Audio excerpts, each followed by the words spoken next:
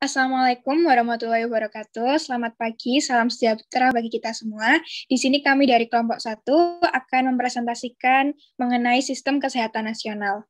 Next. Sebelumnya, saya akan memperkenalkan anggota dari kelompok 1. Yang pertama ada Akila Pakartinastiti, Diva Berta Rahma Isfanda, Zakwan Hamzah David Yusuf, Fariza Eki Putri Rahmadita, Isrotul Masuro Alia Ekasari, Vidyasya Hastia Rahma, Zara Aziza Danistia, dan saya sendiri Nur Rostiawati. Next.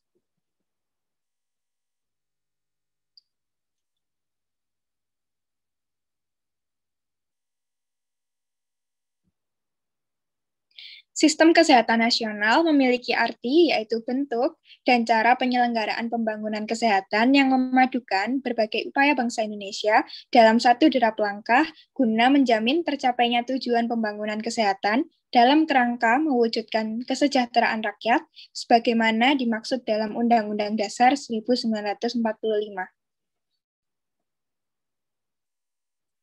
Untuk slide selanjutnya akan dijelaskan oleh rekan saya.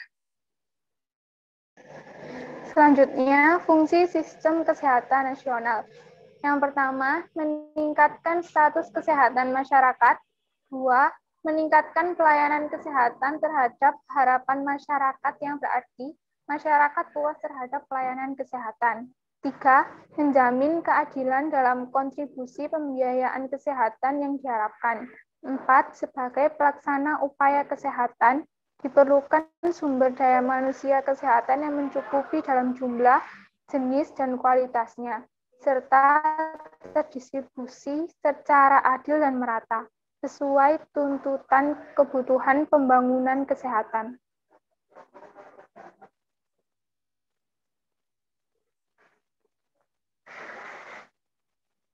Selanjutnya, tujuan sistem kesehatan nasional.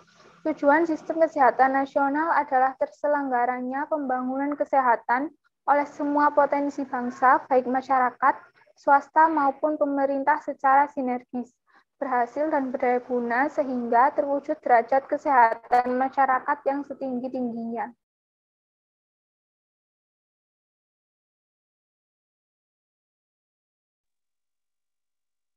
Selanjutnya adalah perkembangan dan tantangan sistem kesehatan nasional.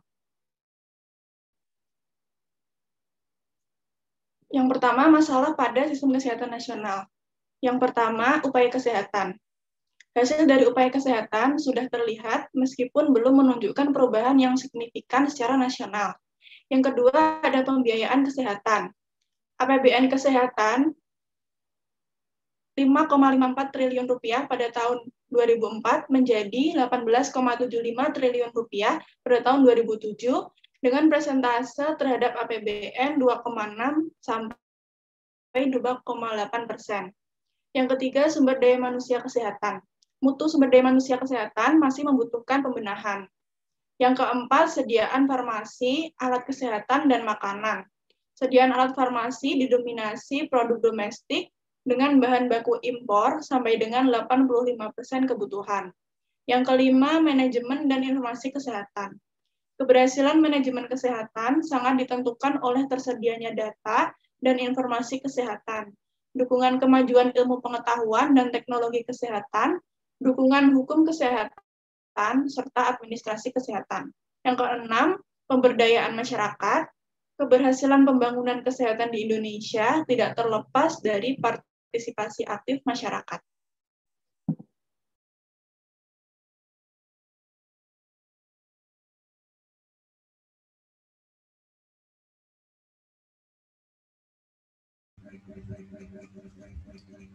Yang B yaitu perubahan lingkungan strategis, perkembangan global, regional, dan nasional yang dinamis akan mempengaruhi pembangunan suatu negara, termasuk pembangunan kesehatannya. Faktor lingkungan yang strategis merupakan faktor eksternal utama yang berpengaruh dalam proses pembangunan kesehatan.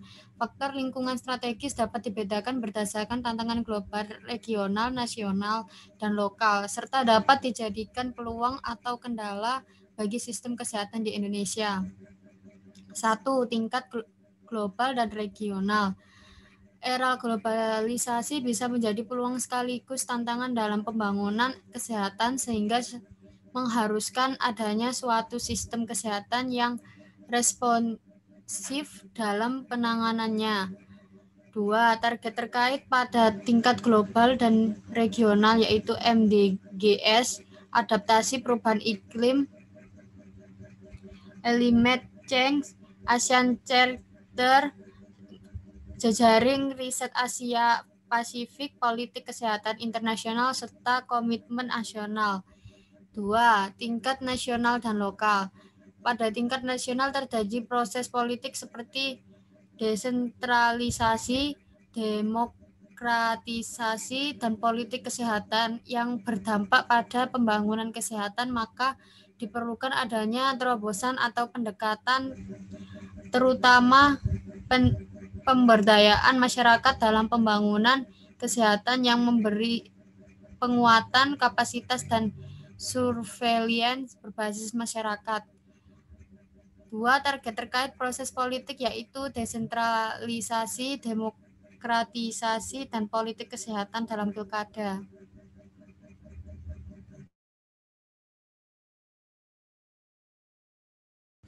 Selanjutnya yaitu asas sistem kesehatan nasional yang akan dijelaskan oleh rekan saya.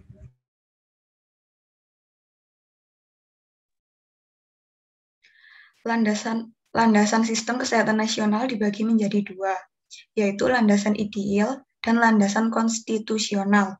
Landasan ideal sistem kesehatan nasional adalah Pancasila, sedangkan landasan konstitusional sistem kesehatan nasional adalah UUD 1945 pasal 28A, UUD 1945 pasal 28B ayat 2, UUD 1945 pasal 28C ayat 1, Pasal 28H ayat 1 dan juga ayat 3. Pasal 34 ayat 2 dan juga ayat 3. Next. Dasar pembangunan kesehatan. Dasar pembangunan kesehatan dibedakan menjadi 4, yaitu kemanusiaan, pemberdayaan dan kemandirian, adil dan merata, serta pengutamaan dan manfaat. Untuk slide selanjutnya akan dijelaskan oleh rekan saya.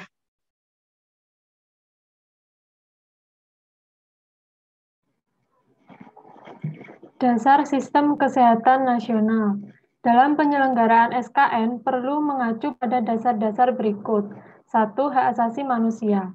Undang-Undang Dasar 1945 Pasal 28H ayat 1 bahwa setiap rakyat berhak atas pelayanan kesehatan yang sebaik-baiknya, tanpa membedakan suku, agama, ras, golongan, dan status sosial ekonomi. 2. Sinergisme dan kemitraan yang dinamis. Dalam mewujudkan tujuan SKN, perlu adanya koordinasi, integrasi, sinkronisasi, dan sinergisme, baik antar pelaku, subsistem SKN dari luar maupun dalam. 3. Komitmen dan tata pemerintahan yang baik, good governance. Komitmen yang tinggi dari pelaku SKN akan mewujudkan tata pemerintahan yang baik, yaitu demokratis, transparan, profesional, rasional, akuntabel, dan taat hukum. 4. Dukungan regulasi. Ini dapat berupa peraturan perundang-undangan terkait SKN dan penerapannya. 5. Antisipatif dan proaktif. Jadi, harus tanggap dan tahu apa yang hendak dilakukan untuk mengatasi perubahan yang terjadi, baik dari dalam maupun luar lingkungan. 6. Responsif gender, yaitu menyamakan kondisi baik laki-laki maupun perempuan untuk memperoleh hak-haknya dan berperan aktif dalam pembangunan kesehatan. Next.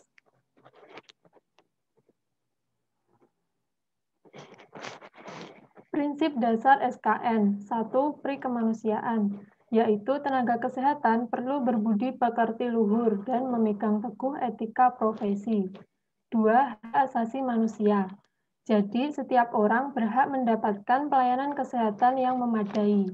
3. Adil dan merata, yaitu mengupayakan pelayanan kesehatan yang bermutu dan terjangkau bagi seluruh lapisan masyarakat. 4. Pemberdayaan dan kemandirian masyarakat. Jadi setiap rakyat dan pemerintah berkewajiban dan bertanggung jawab untuk memelihara kesehatan, baik perorangan maupun golongan, berdasarkan pada kemampuan diri, kepribadian bangsa, solidaritas, dan semangat gotong royong. 5. Kemitraan atau kerjasama antara pemerintah dan masyarakat yang dinamis dan harmonis. 6. Pengutamaan kepentingan umum dan memanfaatkan perkembangan iptek serta upaya promotif dan preventif untuk meningkatkan derajat kesehatan masyarakat. 7. Tata pemerintahan yang baik yang menunjang pembangunan kesehatan yang baik pula. Next.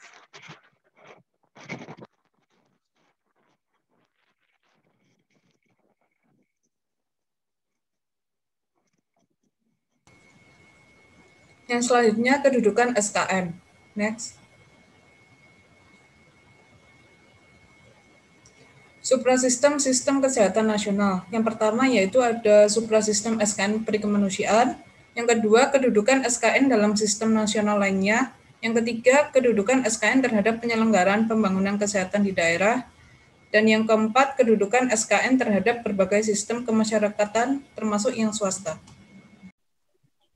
Baik, terima kasih. Selanjutnya ada subsistem SKN. Subsistem SKN terbagi menjadi 7. Yang pertama, subsistem upaya kesehatan. Untuk dapat melampaui derajat kesehatan masyarakat yang setinggi-tingginya, perlu diselenggarakan berbagai upaya kesehatan dengan menghimpun seluruh potensi bangsa Indonesia sebagai ketahanan nasional. Upaya kesehatan diselenggarakan dengan upaya peningkatan kesehatan, pencegahan penyakit, pengobatan, dan pemulihan kesehatan di fasilitas pelayanan kesehatan dan fasilitas kesehatan. Yang kedua, subsistem penelitian dan pengembangan kesehatan. Untuk mendapatkan dan mengisi kekosongan data kesehatan dasar dan atau data kesehatan yang berbasis bukti, perlu diselenggarakan kegiatan penelitian dan pengembangan kesehatan dengan menghimpun seluruh potensi dan sumber daya yang dimiliki oleh bangsa Indonesia. Yang ketiga, subsistem pembiayaan kesehatan. Pembiayaan kesehatan bersumber dari berbagai sumber, di antaranya pemerintah daerah, swasta, organisasi masyarakat, dan masyarakat itu sendiri. Pembiayaan kesehatan masyarakat merupakan barang publik yang menjadi tanggung jawab pemerintah, sedangkan untuk pelayanan kesehatan perorangan, pembiayaannya bersifat privat, kecuali pembiayaan untuk masyarakat miskin dan tidak mampu menjadi tanggung jawab pemerintah. Selanjutnya, yang keempat, ada subsistem sumber daya manusia kesehatan. Diperlukan sumber daya manusia kesehatan yang mencukupi dalam jumlah, jenis, dan kualitasnya, serta terdistribusi secara adil dan merata sesuai dengan tuntutan kebutuhan pengembangan kesehatan.